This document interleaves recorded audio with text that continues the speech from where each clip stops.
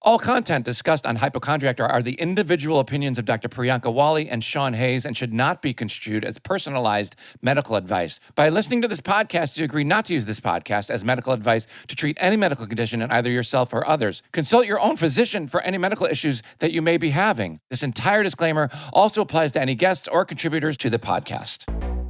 I'm Dr. Priyanka Wali, medical doctor and stand-up comedian. And I'm Sean Hayes, actor and hypochondriac. It's safe to say that I'm not America's first hypochondriac, but I am America's first hypochondriactor. And we're back again. Good afternoon. This is our second show today. I know. What are we going to talk about? No, I have lots to talk about.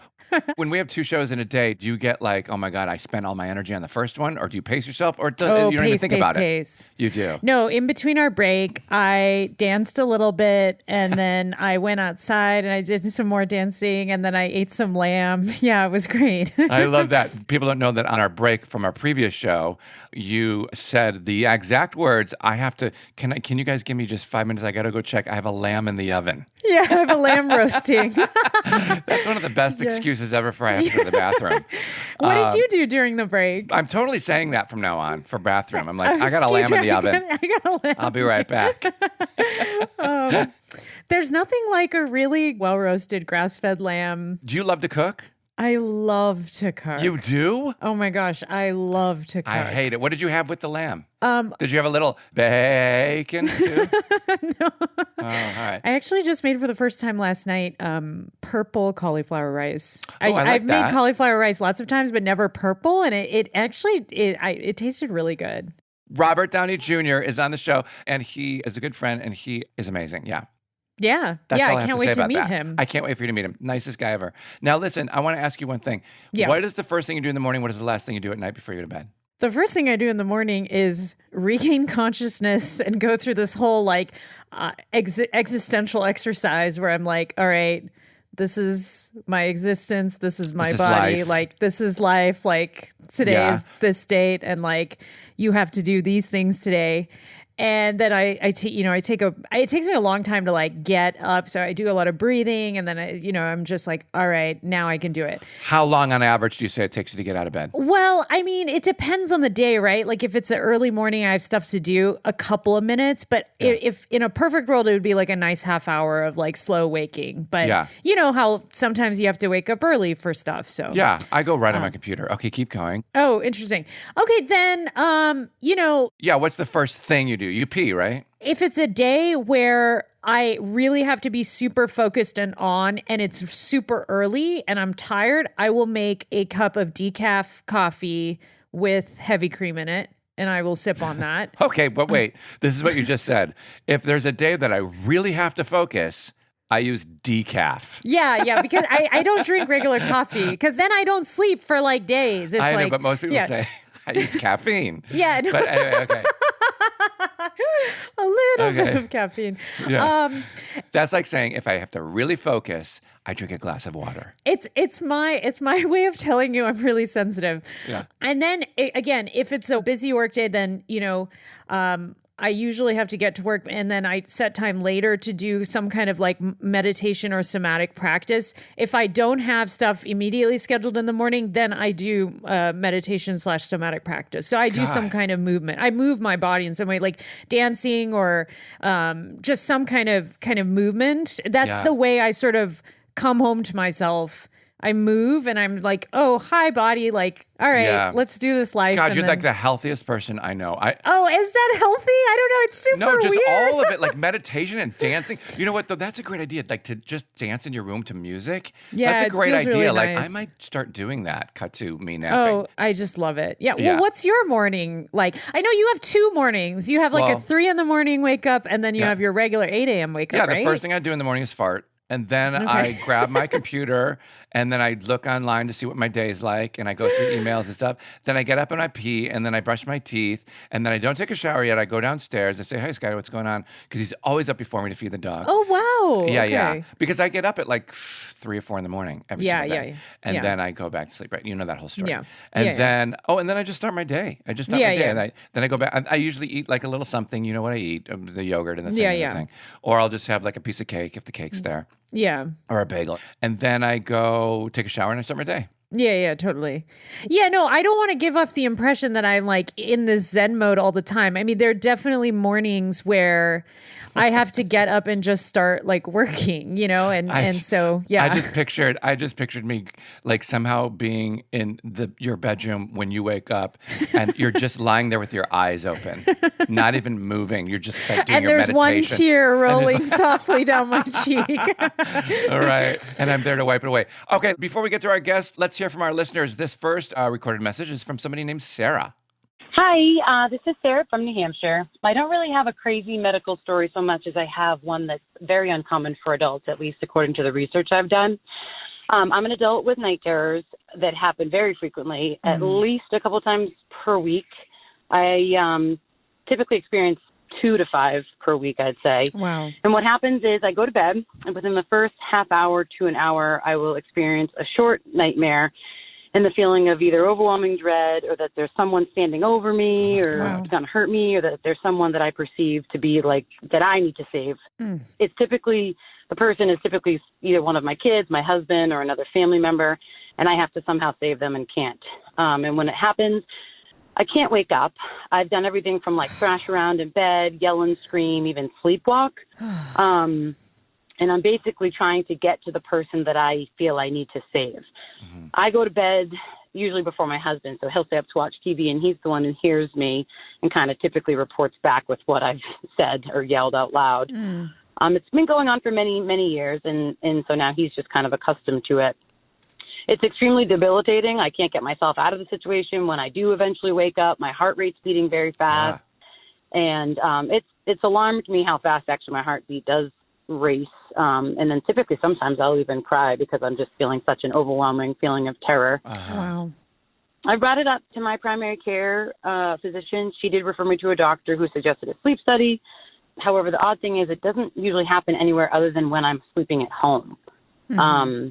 So I've tried to figure out why I have them, and the conclusion after speaking to some medical providers is that it could be as a result of trauma I experienced as a kid. My parents fought quite frequently and pretty badly, and usually in the middle of the night, my mom would wake us up out of bed to take us out of the house and bring us to a hotel to get away. Okay. So, so anyways, I just sort of live with them. I don't really want to take any medication. But that's my story. Thanks for listening, and thank you both so much for doing this podcast. There's no doubt you're helping so many people. Thanks for the laughs. Thanks for the love. Oh my God, Sarah, that's so sweet of you to share with us.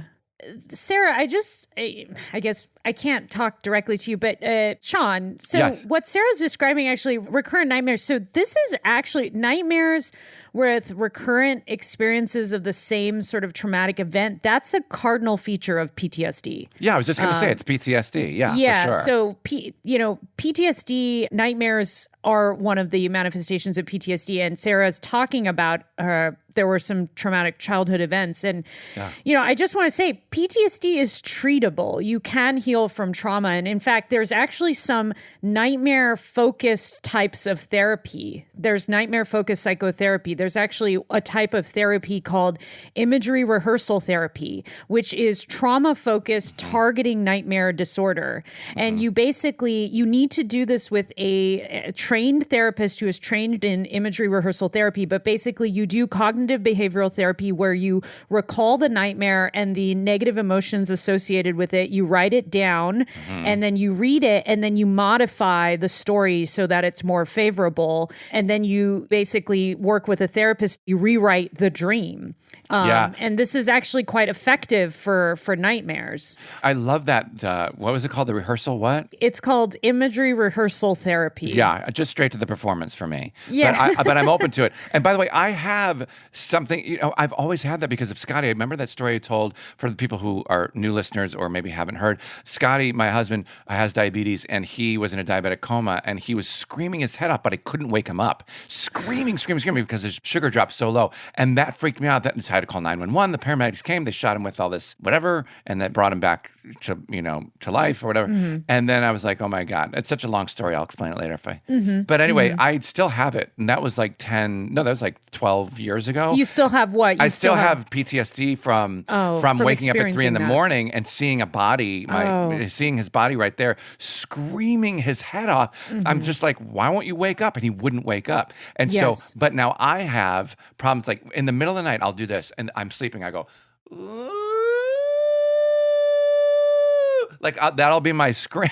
I scream like a poodle or something. And do you have the same dream when you scream Yeah, like that? sometimes it's I don't remember it, but I used to have crazy religious, awful dreams about nuns and priests and bloody stuff like cows' heads and like this crazy shit. And I think that's from all the horror films I saw as a kid. That's why I'm like, I'm wondering if it's a bad idea for kids to watch horror films like The Exorcist and like Friday the 13th and all these bloody, gory, So religious, scary. crazy horror films. I think really traumatized me because I grew up Catholic. So I think that's why I have crazy nightmares about that. That sounds really traumatizing. Yeah, it was. No, why was I allowed to watch those anyway? I mean, it just wasn't regulated. The other thing is that there is cognitive behavioral therapy specifically for insomnia, which can be really helpful to reduce the frequency of nightmares. They actually did a study in veterans with PTSD-related nightmares, and they randomized one group to get cognitive behavioral therapy for insomnia, and one group didn't get anything. And basically, they found that there was a reduction in PTSD-associated nightmares in the group that got the therapy. So the point is that this is very treatable. And I know Sarah said in the message that Sarah's not interested in taking medications, but there are medications specifically for nightmares. There's also indication in PTSD victims using MDMA-assisted psychotherapy. But the bottom line is that there are treatments for this. This is very, very treatable. And Sarah, thank you so much for sharing this. And I'm sorry that this has been affecting you so much. And I just want to say this one thing. It's really essential to get help for sleep-related nightmares, because what can happen then is you can get anxiety even around the idea of going to bed and sleeping, because there could be, you're scared to get re-traumatized every time you're re-experiencing the nightmare. So it's essential. Sleep is essential for your health. You have to sleep to live. So it's really okay to get help for this. Right. And it's two things that are good from Sarah's story. One is I think she said her parents would have to take them to a hotel. So that's a great way just to get like a free spa treatment as a kid or just like a free pool or whatever. That's a great way. And the other thing, isn't it interesting, Sarah, that we tell stories and things to help other people, but you actually helped me today because, and then Priyanka in turn helped me by explaining that, because now I want to research everything you're talking about and look into all of that stuff. I think it's really interesting. Right on. Thank you, Sarah. Thanks, you for sharing your story. So the next one we have is from somebody named Laura. Let's take a listen. Hi, Sean and Dr. Wali. My name is Laura. I'm calling to tell you my medical story. I'm leaving out some bits for the sake of time, but here's the gist. So a few years ago, I was jolted awake in the middle of the night feeling really unwell, like a stomach bug was coming on, clammy, nauseous, etc. I got up, went into the bathroom, fainted, and the next thing I knew, I was waking up on the bathroom floor. After this scary episode and still not feeling quite right, I went to the doctor, who ordered various tests like wearing a Zio patch, ultrasound on my heart, and a tilt table test. The tilt table test just happened to be the last test I had scheduled, and toward the end of the test, I said to the nurses that I was about to faint. The next thing I knew, I was waking up to a room absolutely full of extremely concerned doctors and nurses who informed me that my heart had stopped for 40 seconds. Oh my God. And I was being taken straight to the ER to have an emergency pacemaker implanted.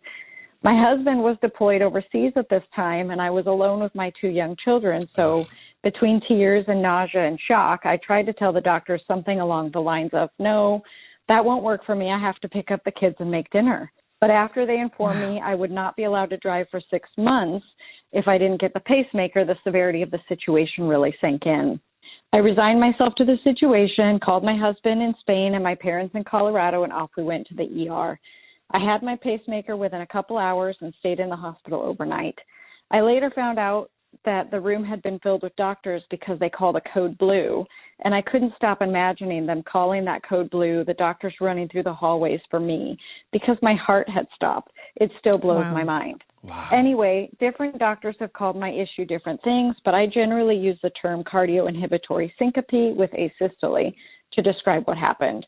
I learned that my triggers are dehydration and a drop in blood pressure, so now I take salt pills, fludrocortisone, and drink 100 ounces of water every day to keep my blood pressure higher. The rate response feature of my pacemaker has kept me from fainting ever since it was implanted. I'm very lucky and thankful for such incredible doctors and the support of my family who've helped me on this crazy journey. Anyway, that was a long story. Thank you for your time. I love listening to your show, and I hope you have a great day. Thank you, Laura, what a story. Wow. And thank God you're goodness right. for pacemakers. My gosh. Well, I've always wondered that. So pacemaker is you completely remove the heart? And No. It's a little device that's put in your heart that basically will send electrical shocks to your heart to jumpstart the heart to continue beating. If there's any issue that the heart beats too slow or it stops beating, it'll like trigger in Laura's it to start. case. To make it start. Yeah. Wow. You know what's really interesting about Laura's story? It's just like, look at how committed mothers are to their family. She was like, I can't do that. I got to feed my kid. I know, that's amazing. Right? That's my mom. And they were like, you can't drive for 6 months if you don't get this done. And then Laura's like, okay. Yeah. I'll reconsider. Yeah. I wonder how long she was out for and all that. But my God. Yeah. So what? She just got up in the middle, felt fluish, and then she fainted because her heart was what? So basically, for whatever reason, for some underlying reason, Laura's heart stopped beating. It's called asystole, where it just it stops contracting, and Laura passed out, and that was it. You know,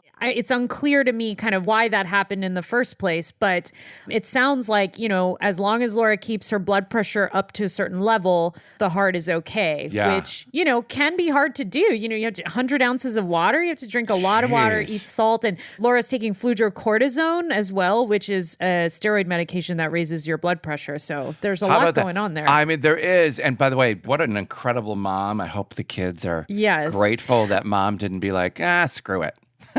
Sean, have you had a tilt table test done on you? No, what is that? I want to know what that is. I meant to ask that. What is that? You just tilt upside down? I want to do it. Yeah, it's really wild. It's so like, it's kind of medieval. And is that what the astronauts are on to like get used to like G-forces? They strap you to this table and you're flat, and then you're strapped to this table so you can't move. And then they raise the table up to 70 degrees and they monitor your heart rate and your blood pressure. And then they ask you like, are you dizzy? And if you say no, then they inject you with a medication that changes your blood pressure, and then they're like, okay, now are you dizzy? What about now? And that's the test that Laura had, and then her heart stopped beating. It's Scotty's dream for me to be strapped to a bed and never speak.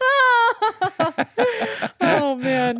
Laura, thank you so much for your story. Wow, what an incredible story. And all your stories are great. Keep calling in. We'd love to hear from you. The number to leave a message is 323-529-6031, 323-529-6031. Please keep calling. Please keep telling the stories. We love sharing them. Let's get to our guest. Yeah.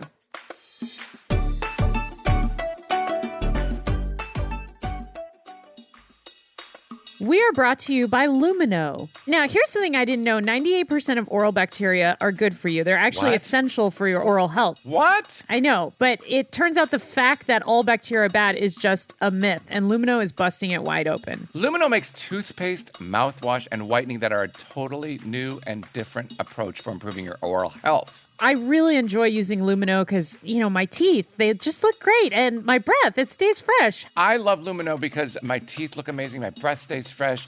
And by the way, knowing that it's like healthier and safer makes me feel better about putting it in my mouth. You know what I mean? They use purposeful and uncompromising ingredients like sea salt, aloe, and coconut oils to clean and brighten your smile. Plus, everything they make is certified non-toxic. You won't find harsh chemicals or bleaches in any of Lumino's products. Everything is dentist formulated, backed by over 50 studies, and proven to protect the good bacteria, also known as the microbiome. You'll love Lumino's whitening. It only takes 30 minutes to apply and brightens your smile with no sensitivity. Find Lumino on Amazon.com and get $7 off today. That's LUMINEUX.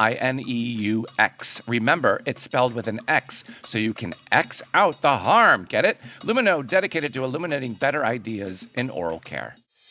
We are supported by Athletic Greens. I've been taking Athletic Greens for a while. I love it. It doesn't taste like a regular health drink. It tastes really good. It has like kind of a tropical taste that I look forward to drinking every morning. With one delicious scoop of Athletic Greens, you're absorbing 75 high-quality vitamins, minerals, whole food source superfoods, and probiotics to help you start your day right. I take it because it makes me feel good. I love the convenience of it. You literally just pour all that in one thing. You shake it, you drink it, you're out the door. AG1 is a small micro habit with big benefits. It's one thing you can do every single day to take great care of yourself. It's lifestyle friendly, whether you eat keto, paleo, vegan, dairy-free, or gluten-free. And AG1 also supports better sleep quality and recovery. Right now, it's time to reclaim your health and arm your immune system with convenient daily nutrition. It's just 1 scoop in a cup of water every day. That's it. To make it easy, Athletic Greens is going to give you a free 1-year supply of immune-supporting vitamin D and 5 free travel packs with your first purchase. All you have to do is visit athleticgreens.com/hypo. Again, that is athleticgreens.com/hypo to take ownership over your health and pick up the ultimate daily nutritional insurance. Our guest today has worked as a multilingual veterinarian, an innovative forensic investigator, and a wealthy industrialist who's into cosplay. Please welcome my good friend who I love so much, Robert Downey Jr. You're all over that mic, aren't you, dude? I'm hearing screen pops and squelches, all kinds of shit. Are you serious? Is it popping? Robert, it's nice to meet you. I'm Priyanka. You know what? Thank you. I'm so happy you're here. Thank you for being here, honey. I love you so much. I live to serve you. Okay, I know. Priyanka, it's very nice to meet you. Nice to meet you as well. I'm glad there is one sound of mind and body individual with us today. I can't wait till they show up. Yeah, me too. Now, listen, we did a thing together for a documentary that you're making about your late, great father, the Downey Sr. I didn't know him, but from all the stories you've told me about him, he seems like a fantastical character. When does it come out? What do we expect? What's happening? All I want to see is my scene. Oh, I know. And by the way, you are really stealing the intimate documentary about my father. Yeah, right. Which I'm sure you wouldn't have it any other way. Word post, I don't know. It's Whatever. COVID. Who knows when anything's going to happen? It's going to come out when it's done and ready. Mm-hmm. Right. Yeah. Do you want it done right or you want it done in 5 minutes? There's no right time to release the wrong daddy doc. And there's no wrong time to release the right daddy doc. As long as Sean Hayes is heavily featured in it, grabbing focus. Wait a minute. You've got to call it Daddy Doc. Daddy doc.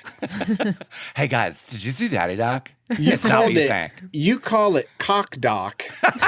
That's right. On camera. I did call it cock doc. Yeah. I'm not ashamed of that. It should be called. You want people to see it? Call it cock doc. Now, listen, a lot of people don't know this, or maybe they do, but I think it's so great. You box. And you're in incredible shape. Good God, I can't imagine making a fist strong enough to hold my penis for a long amount of time. I can't imagine having enough strength to even slap Scotty. It takes endurance. It takes strength. You're in the best shape. What do you love about it? Well, first of all, what I practice is called Wing Chun Kung Fu, developed by a Buddhist nun named Ng Mui in the early 18th century. And it is an amazing healing martial art while also being very good for self-defense. Oh, wow. How were you introduced to that? About 20 years ago, I drove by an academy and I thought, I think Bruce Lee started out with Wing Chun. I can do that. Wait a minute. Is that where the band name comes from? Well, Wang Chung is the band. Wing Chun is the martial art. Oh, got it. Yeah. By the way, you'd love it because unlike many other martial arts, the learning curve is not so rough. You know what? You're thinking I'm joking, but I swear to God, I'm writing this down because of you. It does sound, you always speak so highly of it, and it sounds hard, but it sounds fun. Yeah. What exactly do you think it does for you in terms of connecting to your body? Because you do everything out of both stances, either orthodox or southpaw. You're constantly having to use left brain, right brain. Mm-hmm. And how long do you do it for? 10 minutes, an hour? What? Until Sifu, instructor, teacher, until he says the class is done. There's different kinds of martial arts. Some people would say Krav Maga is really easy to build, easy to use. MMA, difficult to build, sometimes difficult to use, and there's a lot of rules that shouldn't come into be factored if you're talking about self-defense. And then Wing Chun falls into the category of very difficult to build and very easy to use. Wow. Interesting. That is interesting. Can I go to one of your classes? Could you imagine? We would love to have you. Oh my God, I would love that. You too, Priyanka. Okay. Definitely worth auditing, and it's a really nice mix of folks. Can I take it on pass fail? I mean, if I'm going to audit the class, I don't want to be graded. I just want to pass fail. Yeah. But to answer your question, Doctor, the real thing is it really is brain training. Uh-huh. And then it's kind of like, it's like a very formidable Tai Chi. Uh-huh. Uh-huh. And I found that I use it more than anything. If I'm getting ready to do a scene, if I don't have any time, I'll just do the warm up. And then there's a lot of Qigong, a lot of moving meditations in it that are just amazing for regeneration and kind of self-healing and again, neuroplasticity, all that stuff. It's fantastic. Oh my God, you're talking Priyanka's language. Great. That's everything I'm you're all for. about that. Yeah. Look at her go. Jeez. Now, this is the other thing. You have the best kids, and the sign of great kids is great parenting. How does your nanny do it? But no, truly, you guys are incredible parents. Every time I see your kids, they are just gorgeously fantastic. They're like normal, good, great, polite, funny, engaging kids. I'll say twofold. First of all, as we all know, anyone under 12 who's in a developmental phase, any one of them, right? 1 to 3, 2 to 5, 5 to 8. Yeah. And then the prefrontal cortex is almost done between 8 and 11. It's like having to have dealt with the pandemic, I think it's brought a lot of things to light.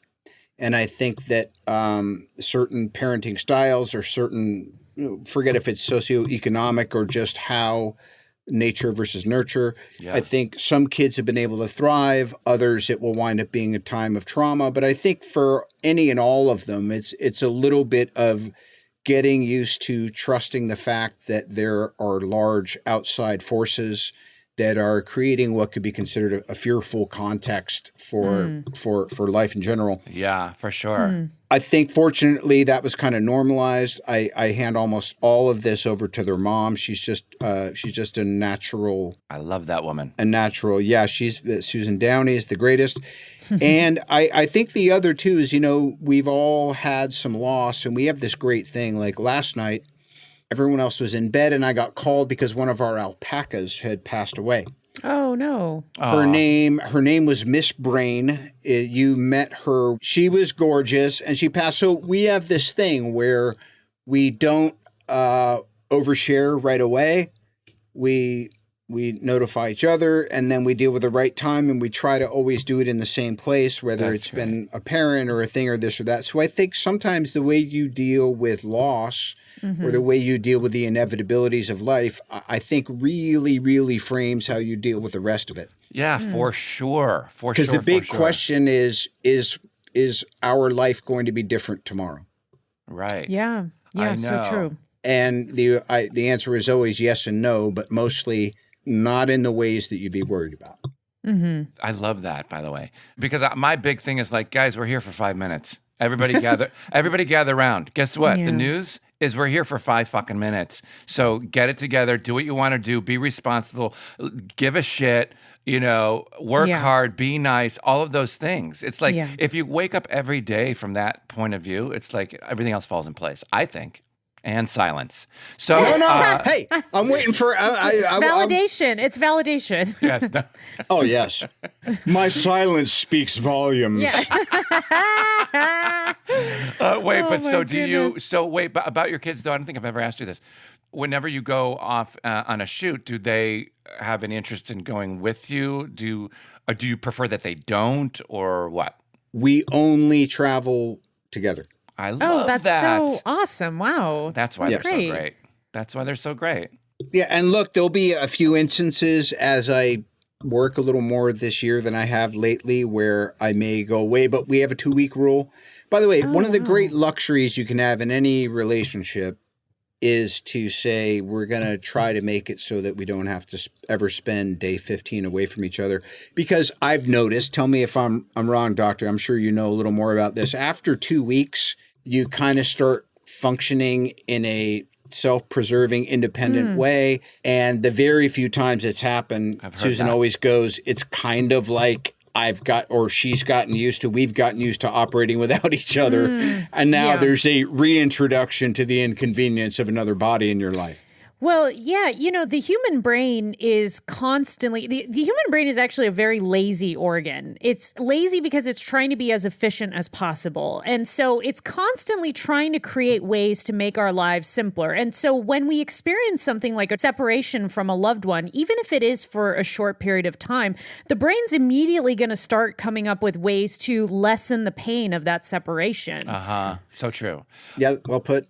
So now, just a little biz talk. Sherlock Holmes, is that happening? Everything is happening. Excellent. I can check that off. Yeah, I'll say I want to do it. We're writing it. It wants to happen. Dear Jude Law, arguably one of the greatest co-collaborators in my life. So cool. He's busy, and we'll just figure out the right time to do it. But yeah, we're raring to go. Look, take 10 or 12 years between iterations of your franchises. It's great. It is. One time I asked Tom Hanks, we were hanging out about Castaway, and I was like, gosh, how long did that take to put together? He's like, about 8 years. Wow. 8 years? What? He's like, yeah, we'll go on the shelf, then we pull it down. People don't realize how long it takes to make one thing. But anyway. Yeah. It's amazing. But now on to the good stuff, which is why we're all here today. I love it. Cat scratch fever. We touched on this before, Priyanka. Robert had it. What's going on? That's How do you get it? wild. I love it. So yeah, it's called cat scratch disease, and it's a bacterial infection by this bacteria called Bartonella henselae. I love him. And Such a big fan. it's spread when a cat that's infected with Bartonella henselae either scratches a person hard enough to break the skin, or sometimes if the cat licks a person's open wound. And basically after between 3 to 14 days, you'll get this small kind of lesion or kind of papule. Then it spreads and swells up, and then your lymph nodes get all super swollen. So I want to know, what happened? Sounds like a dream. Why have I been looking forward to this for weeks? I'm gonna tell you everything because, of course, I have a lot of data. Oh yes, you have medical records with you. On the Yes. subject, yes. Oh my God, you're the perfect patient. Yeah. So we have 2 cats. They were rescues. There's a particular hill up near the Hollywood Bowl where a lot of feline copulation occurs. Oh, There's a lot of pussy. Yeah, exactly. By the way, I knew when I was showering today that you would get that joke in within 6 minutes. Oh, it's the lowest hanging fruit ever. I'm glad we're on the same page. Yeah. These great cats, they really changed our lives. They were kind of a real precursor for us, entertaining the idea of having kids. And, we raised them. They were teeny tiny. They were in the bathtub, and then they came out. They're brothers. I think they have a bit of Maine Coon in them, but they're kind of mutts. And Montgomery is black, beautiful, more silky. And then the more rough and tumble one, who's a little more lion-like, is named D'Artagnan. Ooh, okay. That's actually cool. Like that. Yeah. That's regal. D'Artagnan is not the attention seeker. He's a bit more solitary. Mm-hmm. And so anyway, fast forward 10 years, we're in the Hamptons. We're on vacation. It's my favorite. And I had this really cozy blanket, and D'Artagnan, I should send a picture, was up laying on top of this furry blanket, and I was petting him and scratching him, and he's a little more particular. Okay.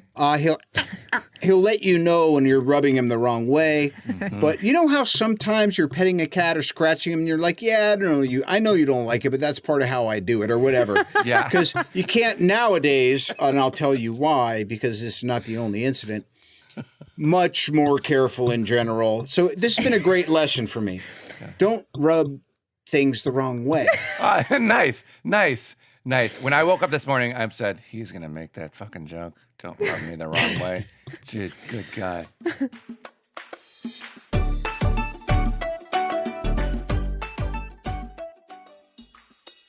We are supported by Green Chef. Green Chef is a CCOF certified meal kit company. Green Chef makes eating well easy with plans to fit every lifestyle, whether you're keto, paleo, vegan, vegetarian, gluten-free, or just looking to eat more balanced meals. Green Chef offers a range of recipes to suit your preferences. Let me tell you something. Scotty and I use it, and it's super, super fun because we get to act like chefs, but we didn't have to do all the work, you know what I mean? And you're not green.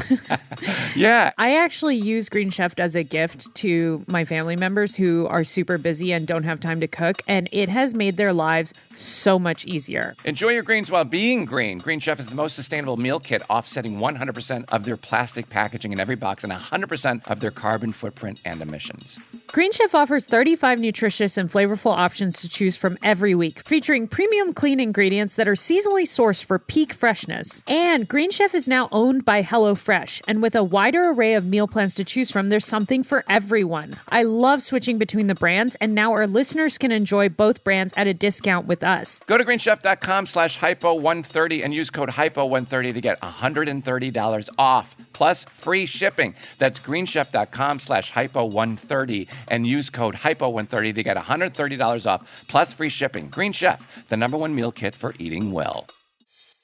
We are supported by Air Doctor. As the weather gets colder, we're spending more time indoors than ever, and colds and flus are making the rounds. We can wash our hands to keep germs at bay and stay healthy, but what about our air? That's why you've got to check out Air Doctor. Air Doctor uses an ultra HEPA filter that's been independently tested to remove 99.99% of tested bacteria and viruses, plus allergens like pollen, dust, and smoke. We have one in our bedroom. I can feel it. I sleep better. I can tell the air is cleaner. Their classic purifier is powerful enough to circulate the air in a 630 square foot room 4 times per hour. And no need to worry about noise. Air Doctor uses their exclusive professional whisper jet fans that are 30% quieter than the fans found in ordinary air purifiers. A professional quality HEPA air purifier is recommended by leading medical experts as an effective way to reduce airborne germs and viruses and protect your home. Air Doctor comes with a no questions asked 30-day money-back guarantee. So if you don't love it, just send it back for a refund minus shipping.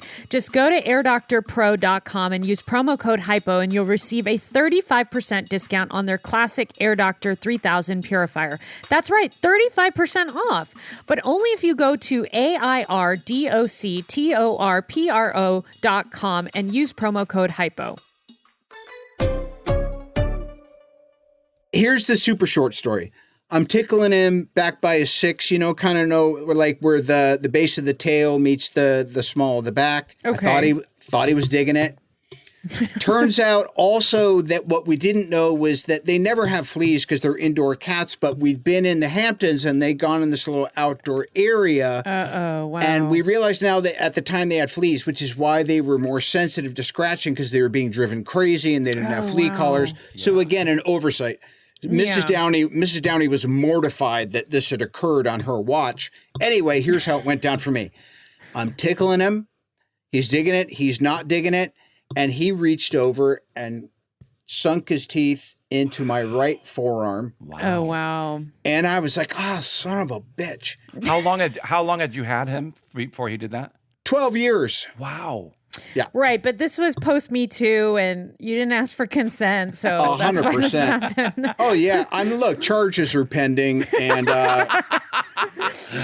this will be the first cross-species claim, which I think is long overdue. Totally long overdue. So there it is, right? So he bit the thing, and I don't know what cat scratch fever like is. What are the symptoms? How do you know you have it? And can you stop the cat from carrying it around? Like, is there a cure for the cat? So the cat can have it and not have any symptoms, and they'll carry it depending on, if they have fleas or not for like a year, maybe a little bit longer. It just really depends.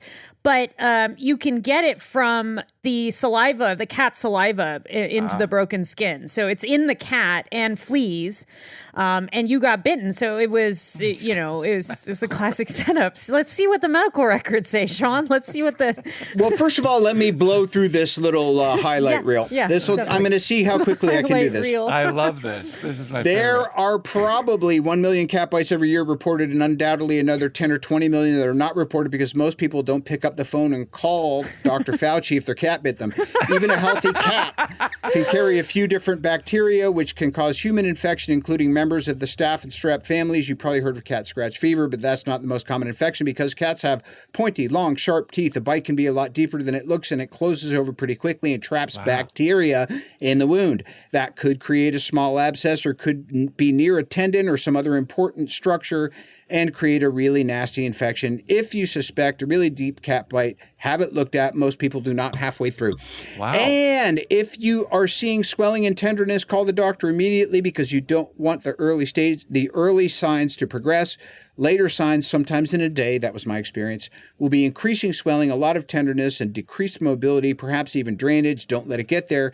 The initial treatment might just be a course of antibiotics, but it could also mean reopening the wound, washing it out, and then starting antibiotics. Obviously, cats also carry rabies. And whenever you travel in a country with feral cats and dogs, know pretty quickly that they may not be cuddly, so stay away. If you go to the wrong emergency room with an open cat wound, they might decide just to stitch it up. And which is bad, right? And again, that can track bacteria in the wound. Yeah. That is a great monologue for Yeah. Sherlock Holmes 3. I can't wait to watch that. That's going to be fantastic. Yeah, we're building a whole case around it absolutely. at the 1893 World's Fair. Literally everything that on that list is what happened to you. Yeah, so do you remember what it felt like to get the lymph nodes swelling? Yeah. Well, here's what happened. Right here on the forearm. Yeah. Right? Yeah. I didn't even think about it because I didn't see any blood, or if there was, I wiped it away. Okay. Nothing. Very shortly thereafter, Okay. we went on a little kayak adventure, and we got in the kayaks and we started paddling out to literally, it's called Tick Island. That could be a whole other episode. And I started feeling a little fluish. By the time we were ready to paddle back, I was laying down in the sand and I said to myself out loud, "Oh, I have COVID." And then my missus was like, "This kayaking thing was your fucking idea. Get back in. We're not going to paddle you back." Right. So speaking of super nannies, my nanny, Juliana, paddled me back. Margulies. Because, Oh my gosh. at this point, it seemed fine. Later that night, still idiotic, I didn't think or do anything about it and thought I had a fever or maybe the flu. Uh-huh. When I woke up in the morning, I had 102 verging on 103 fever. Wow. And it was starting to spread out. Wow. It then, what do you call it when it's like you press on it and it's like clay? Oh, yeah. What is that? When it's like clay? I mean, it's... Cellulitis. Oh, okay. Okay, right. Yeah. Okay. It's called Play-Doh. Yeah, exactly. It got all swollen, Oh, and it was the wow. weirdest thing because if you pressed in on any part of the forearm, kind of like usually it bounces back and you Yes. see it go from red to white and then back to the normal color. This just stayed in like you were playing with modeling clay. Yes. I Whoa. just read about this. Yeah, I can't remember the name of it. So I'm a dummy, and Susan was saying, "Dude, you got to go to a doctor. You probably have to go to the emergency room." I didn't buy it. And I'm not going to say it almost cost me my life, but it got pretty serious. Wait, So can I ask a quick clarifying question? I wish you would. Yeah. You got bitten and the fevers presented within 24 hours of getting bitten? Correct. Okay, the timeline, it doesn't match the timeline of cat scratch disease, which has an incubation period of 3 to 8 days. Correct. There is something called Pasteurella multicida, which is a soft tissue skin infection that can happen as a result of cat bites. And that presents as like what Somebody you're went to describing, school. like a cellulitis. So let's go ahead with the story. But did you get the tender lymph nodes or not? Because that is one of the clinical features of Bartonella henselae infection. I don't know that I did. I know that the line started traveling up the arm. Yeah. And by the time it was here, I said, I better call my kid's pediatrician. Yeah. Uh-huh. said, bit by cat few days ago, put on Augmentin with fever, redness, warmth, no pus. Disposition, active, alert, interactive. So he was having a ball. I just want to also thank you for this like HIPAA, gift you're giving us right now of your medical records. Skin, area, forearm, wrist to elbow, red raw, no pus, a bit of streaking, and 1 gram of ceftriaxone. Yeah, that's a antibiotic. Mm-hmm. COVID test negative. Start Z-Pack, cover cat scratch. Follow up tomorrow. All right, day 2. Temp. Day 1, it had already gone down to 101.7. Day 2, it's a little better. Cellulitis, active, alert, interactive. Area forearm still. Continue on oral antibiotics. We then started doing shots in both arms. Good God. Of the thing. So he would do a shot in this arm and a shot in this arm, 1 gram each. Of antibiotics, huh? Yeah, and by the way, it was so gnarly because I guess because it's viscous. What's viscous? Well, it's not just like, you put it in kind of shallow and it's not like a COVID vaccine shot. For the antibiotics? Oh, Yes. yeah. It hurts. Oh, God. It was like an ongoing Charlie horse for 10 minutes. So I would put a bag of ice on each arm and literally run around the house. My kids could set their clocks by it. So this is about 3 days of that. But I have to say that kept me out of the emergency room where honestly just over the summer spike, notoriously, it's not like Southampton Hospital has some great reputation. Yeah. Follow up, Carl. Increased pain on day 3. And then here's the turnover. On 8/6/21, spoke with Dr. Reed, who will continue treatment, possibly with IV antibiotics. Yeah. I was going to say that probably would have needed, especially if it was going further and further along the kind of line of demarcation. This, I have to be honest, this sounds like a Pasteurella multiseta skin soft tissue infection. I don't think this is Bartonella. Why would his body, if the incubation period is 3 to 8 days, why would he have a reaction that, within 24 hours? And Pasteurella, most patients develop symptoms within 24 hours of the initial injury. And you developed symptoms like pretty much immediately. Yes. So, wow. It's very dangerous. You can get, if you didn't get treatment in time, it can cause something called necrotizing fasciitis, which basically is as bad as it sounds. It's inflammation under the skin. You could have lost your arm. Yeah. Yeah, that didn't happen. Yeah, well, I'm just saying we should all be so grateful. Good God. Yeah, well, I'll tell you why, too. Because Dr. came in and hit it hard because he took it super serious. Yes. Yeah, I love that. Knowing that I didn't want to get off the couch. But I'll tell you. This is like, wow. Routine labs were reviewed. X-ray of area was negative. He had declined tetanus shot. Yes, I did. I didn't need a goddamn tetanus shot in the middle of all that, too. Did they offer you? No, they didn't offer you a rabies shot because it was your own cat. It wasn't like a feral cat, right? That's right. What if the cat was like, "Dear diary, please get me out of this house. He's scratching me in all the wrong places." So they did an X-ray of your arm. That's what they were probably looking for. Again, in necrotizing fasciitis, if you do an X-ray of the arm, you'll see little bubbles forming under the skin, and that's a very scary sign. Yeah. By the way, can the same thing happen with the dog? Why is it called cat scratch fever? It's not scratch. I just want to be clear. This is not cat scratch disease, and dog bites can cause Pasteurella as well. Really? Yeah. Wow. Yeah. It's from animal hosts. My dog constantly bites in play. Bites my arms, and my neck, and everything. When we're wrestling around. Yeah, my neck. That's really dangerous. So Pasteurella is found in the upper respiratory tracts of mammals and cats and dogs. Cats and dogs have actually really high rates of Pasteurella. Really? So. Priyanka, you don't know what you're talking about. I just want to clarify one point. Yeah. Doctor took the X-ray to make sure that it had not penetrated the bone. Because if it had penetrated the bone, there was a whole other thing she was going to have to do. But anyway, I just want to thank my Hamptons doctors. I think they did me a solid, and they kept me out of what was going to turn into a terrible situation because I was a dummy. The real news here is this stuff seems so routine and it happens, but you have to treat it every time. Yeah, Yes. that's Like interesting. it's going to be awful unless. You have to take it very seriously. Yeah. Robert, Yeah. do you think it happens more? Dumb question, maybe, but do you think it happens more out there because of they have all the seasons and the bugs and the things and everything that out here in the West Coast? Not in the slightest. Thank you for coming.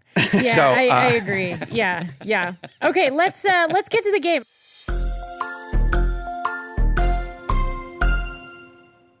It's called Dr. Wally's Hall of Fame. You're each going to get 3 questions each. And if you don't know the answer, it's okay because I'll give possible points for creativity. Yeah, here we Sean's go. going to go up first with the first 3 questions. First question. Myology is the medical study of what part of the body? Myology. It's my biology. That's myology, myopic, something, right? Am I on the right thing? Not really, no. Myology is the study of myology. I don't know, something with the eyes. I don't know. Close. So myology is the study of muscles. Muscle. Yeah, ology is to studies. Watch this. Robert's going to read 3 books on it when we're done. Okay, second question for Sean. Which bird can fly backwards? A smart one. Which bird can fly backwards? Yes, I'll give you a hint. They're the only bird that can move backwards and upside down. Wow, why do I have all the hard ones today? Hummingbird. That is correct, Robert. That's correct. It's a hummingbird. Okay. My name's Robert. I Third know question all of for Sean. In season 11 of Will and Grace, when your character Jack wants to get rid of his husband Estefan's cuckoo clock, what of Jack's does Estevan try to get rid of? them. Oh, I mean, I think I was high. I have no idea. So if I give him, I don't fucking know. What is it? The answer is it's Jack's share doll. Oh, that's right. Okay, Yeah. so you got 0 questions. I got okay, this 0 time. right. Okay, Robert, your turn. Are you ready? Okay.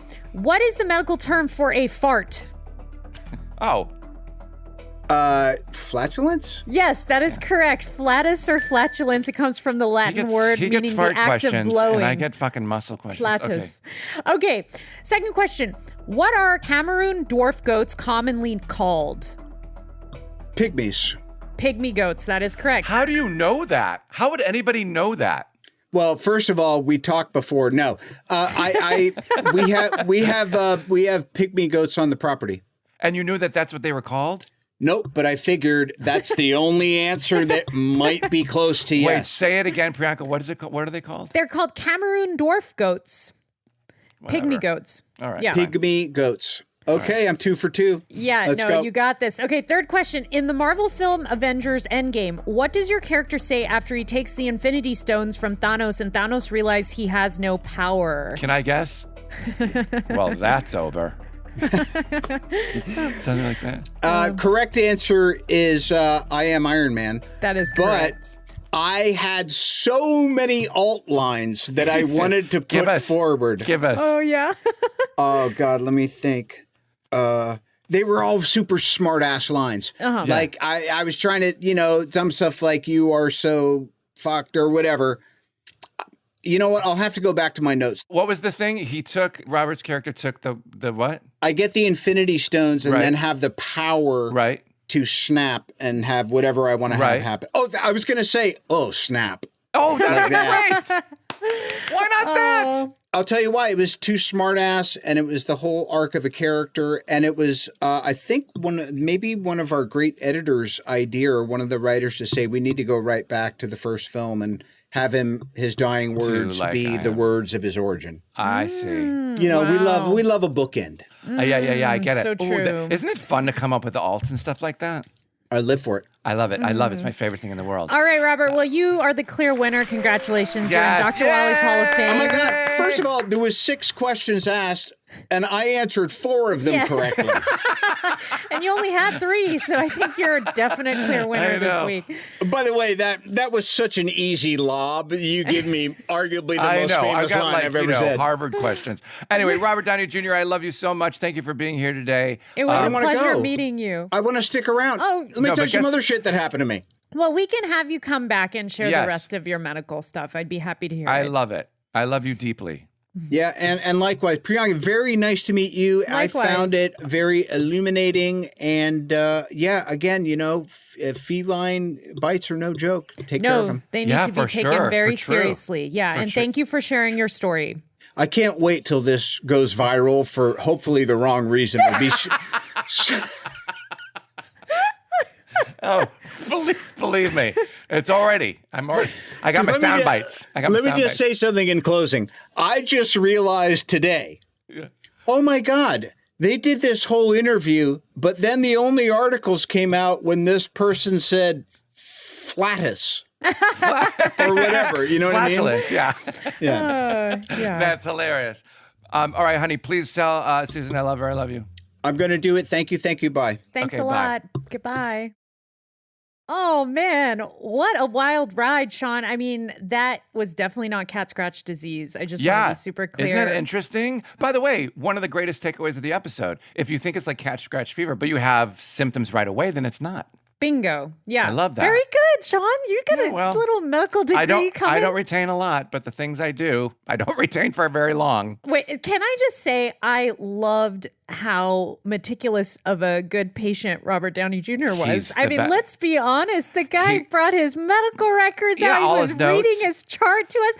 I mean, I love it. I love it. Let me tell you something right now, and this is the ultimate truth. He's one of the best human beings on the planet. He is one of the kindest, most generous. I could cry. I love him so much. Such So a sweet. inclusive, wonderful man. Yeah. And you're a very sweet man, Well, I was too. waiting for it. I was like, 3, 2, 1. Where's mine? No, you're sweet. Likewise. Guys, thanks for listening. Don't worry. Be healthy. Until next time. Bye. Bye. Hypochondriactor is a Hazy Mills production hosted by me, Sean Hayes, and Dr. Priyanka Wali. Rebecca Eisenberg and Todd Milliner are our executive producers. Production and editing is by Rabbit Grin Productions. Original music by Scott Eisenhogle and Leo Rosner. This is a Hazy Mills production. All content discussed on Hypochondriactor are the individual opinions of Dr. Priyanka Wali and Sean Hayes and should not be construed as personalized medical advice. By listening to this podcast, you agree not to use this podcast as medical advice to treat any medical condition in either yourself or others. Please consult your own physician for any medical issues that you may be having. This entire disclaimer also applies to any guests or contributors to the podcast.